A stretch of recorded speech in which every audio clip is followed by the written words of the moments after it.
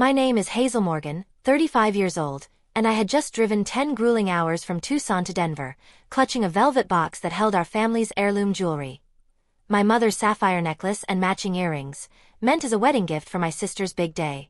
I'd poured every penny of my savings into her dream wedding. The dress, the venue, the extravagant affair she had always wanted. My hands trembled with excitement as I pulled into the hotel parking lot, picturing her face when she would see the gift. We used to be inseparable as children, whispering secrets under the stars, promising to always have each other's backs. Lately, however, things had changed.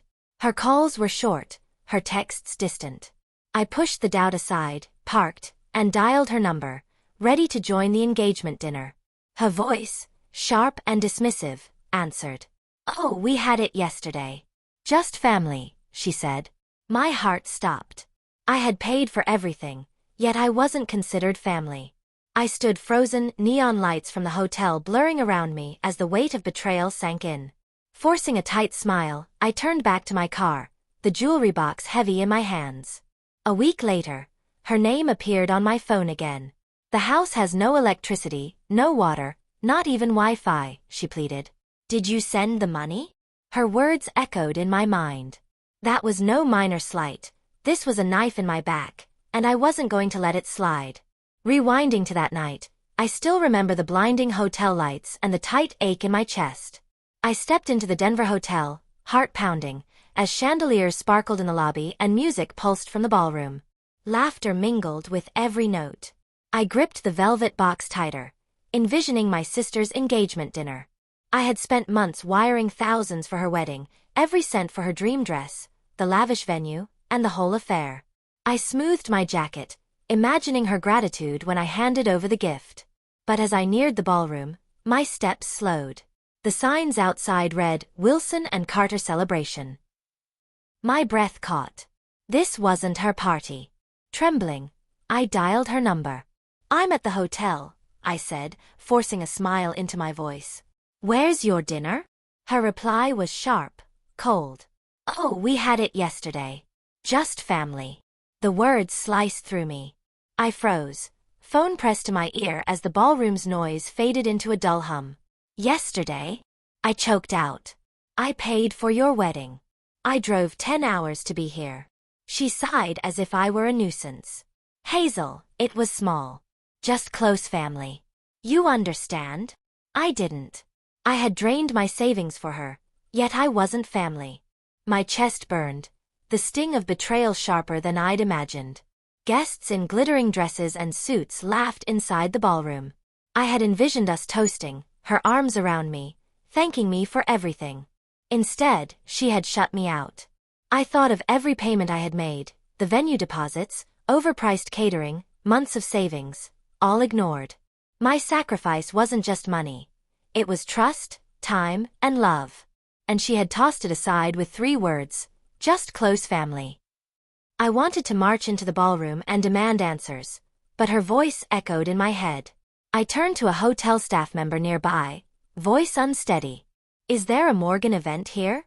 "An engagement dinner." He checked his tablet and shook his head. "Just the Wilson party tonight, ma'am."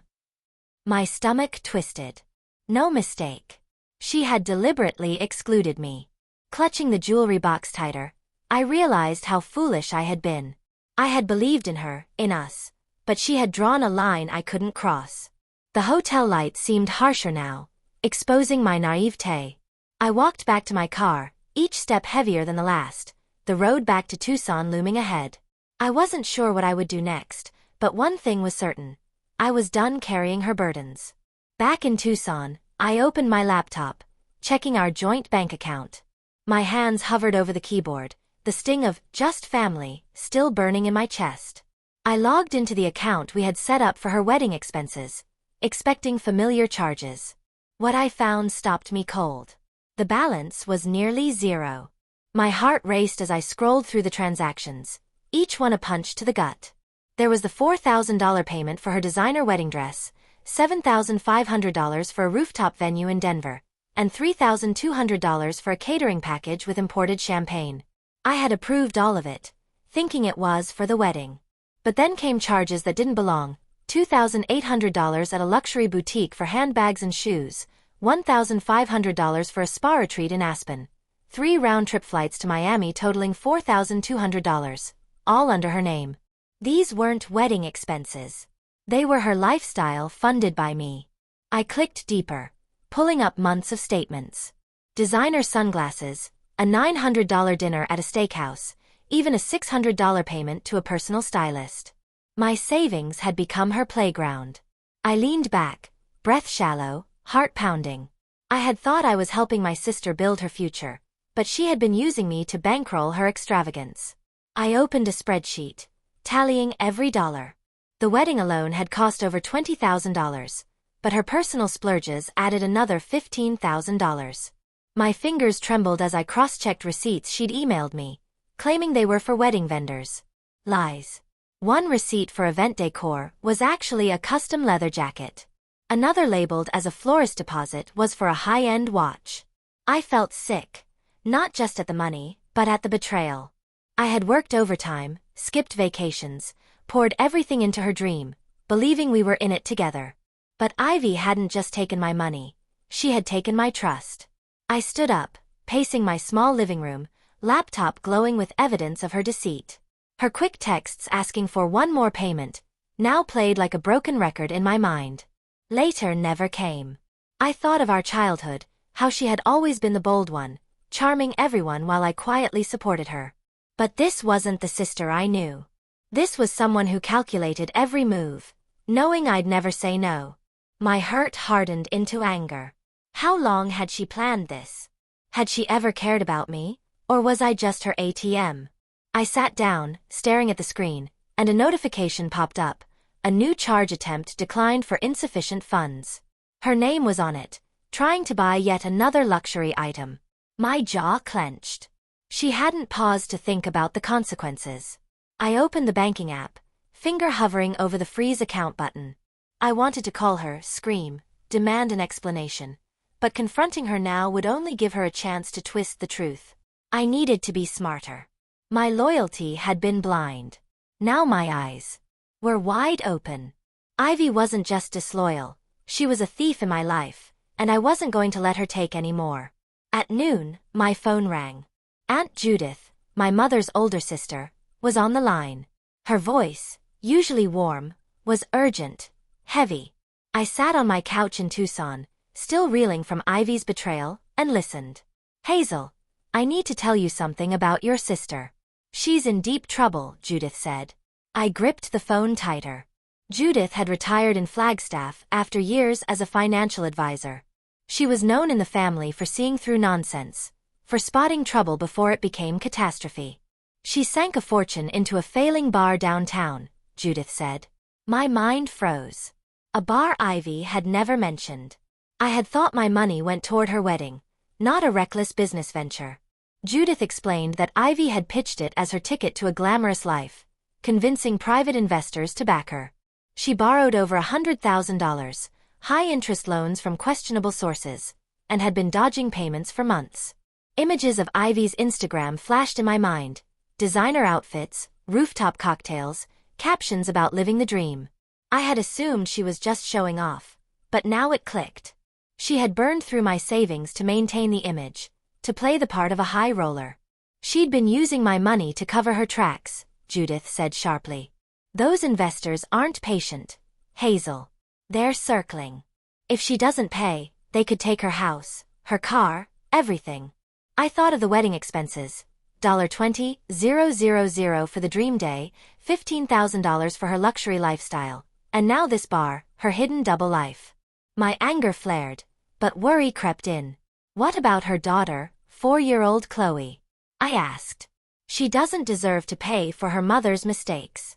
Judith's voice softened. That's why I'm calling. I know you love Chloe, but don't let Ivy drag you down with her. A week later, my phone lit up with Ivy's name, her voice frantic. Hazel, you have to help me. The house has no electricity, no water, not even Wi-Fi. They're shutting everything off. My pulse quickened, but not with sympathy. I had already taken action. I'd closed the joint account, cutting her off. No more designer bags. No more spa retreats. I was done. I kept my tone flat. What happened, Ivy? I asked. She rambled about unpaid bills, her voice cracking. I thought you'd sent the money like always. We're falling apart here. Please, Hazel, just one more time. Her desperation was palpable, but I didn't move. I had seen the receipts, the $35,000 of my savings spent on wedding and luxury splurges. Now her utilities were cut because she couldn't manage her finances. She softened, trying to guilt me. Remember when we were kids? She whispered. We'd sneak out to the backyard, count the stars, promise to always stick together. You're my sister, Hazel. Family doesn't let family fall. My jaw tightened. She was trying to manipulate me with old memories. I thought of her words in Denver, just family, when she had excluded me from the engagement dinner I had funded. The irony burned. I took a deep breath. Only for family, remember? I said, voice steady and sharp. You made it clear I'm not that to you. Silence hung on the line. For once, she had no comeback. I stopped pacing. Closing the account felt like reclaiming a piece of myself, but her words about family stung. I remembered us as children, sharing dreams under the Arizona sky. Those promises now were just tools of her manipulation. I ended the call. Ivy had taken enough. She had lied about the wedding, used my money, and now was drowning in debt. That was on her. My hands shook, but my resolve hardened. I would help Chloe, but Ivy was on her own. I pictured her daughter in a dark house, confused and frightened. My chest ached, but I knew I couldn't let Ivy manipulate me any longer. The next day, my social media lit up with notifications. Ivy had posted a scathing rant, tagging me. Some people turn their backs on family when they need help most. My sister too stingy to care about her own niece. Comments poured in, friends, cousins, even strangers. She was painting me as the villain. I scrolled through the post, every word a fresh cut. She accused me of abandoning her and Chloe, but made no mention of the $35,000 I had poured into her wedding and lifestyle, nor her failed bar in Denver. I wanted to respond, expose the truth, but I stopped myself. Airing our dirty laundry would only drag me into her chaos. I tossed my phone onto the couch, hands shaking. Ivy had crossed every line and was now playing the victim. A knock at the door startled me. It was Andrew, Ivy's husband, unannounced. He looked exhausted, as though he hadn't slept in days. Hazel, I owe you, he said. Thank you for everything you did for our wedding.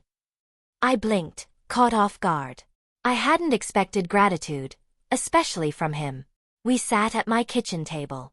He told me about the pressure from creditors, the bar in Denver bleeding money, and Ivy lashing out. He didn't know about my contributions. Ivy had hidden it from him.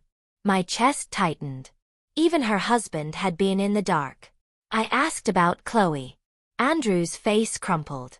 She's confused, doesn't understand why the lights keep going out. I nodded, heart aching. I wanted to protect Chloe and Andrew, but I couldn't fall back into Ivy's trap. I explained I would help Chloe. School fees, essentials, but Ivy gets nothing. He nodded, relieved, promising to keep Ivy out of it. For the first time, I felt strong, like I had drawn a line she could not cross. Helping the right people, without enabling Ivy, felt like reclaiming my life. The next morning, I opened the safe. The family heirloom jewelry sparkled inside, the sapphire necklace and earrings my grandmother had worn, a symbol of the family legacy I had fought to protect. Ivy's lies and public attacks had fractured our bond, but I wasn't going to let her take this too. It was time to guard what mattered and let go of what didn't. I picked up my phone and texted Andrew, I'll help Chloe with school fees, basics, clothes, and food. I can also connect you with a friend hiring in Denver. I hit send, feeling a weight lift from my shoulders. Chloe's innocent smile flashed in my mind, her bright eyes untouched by her mother's chaos. Andrew replied quickly, Thank you, Hazel. I don't know what to say. I called him to confirm details, keeping it practical. There was a logistics company in Denver hiring warehouse managers, I explained, and I would set up a fund for Chloe's preschool and essentials. Helping them felt right, supporting the innocent, not enabling Ivy. Hanging up, I felt a quiet strength. I was protecting my family legacy and my peace. Ivy had burned through $35,000 of my savings, smeared me online, and shown no remorse. She wasn't my responsibility anymore. 2 months later, I received news that Ivy had to sell her house in Denver. Her debts had caught up with her, and the investors from her failed bar were taking action. Andrew had filed for divorce after my visit, unable to endure her lies any longer. Ivy had moved into a small apartment, stripped of the lavish lifestyle she flaunted online.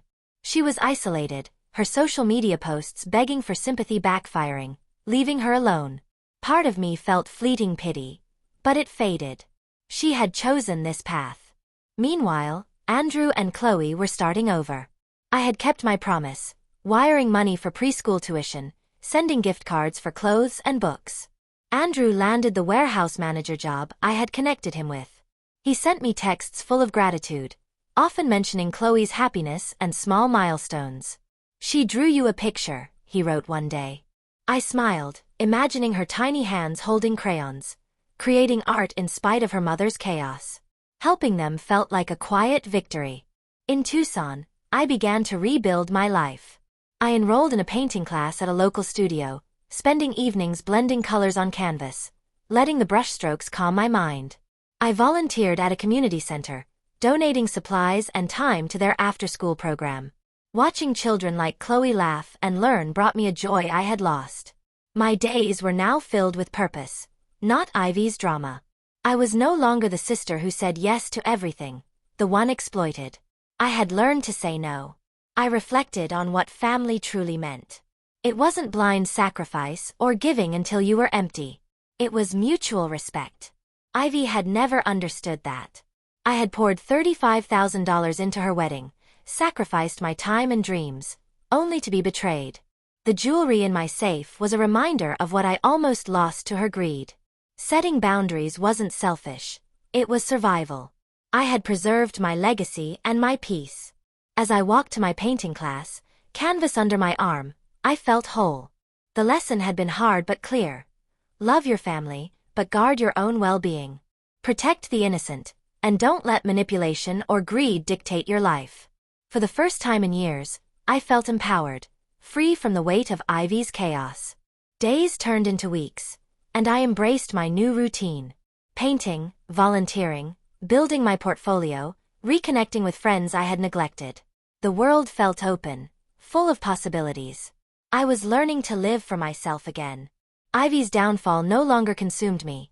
Instead, I focused on what truly mattered: Chloe's happiness, my own growth, and the peace I had earned.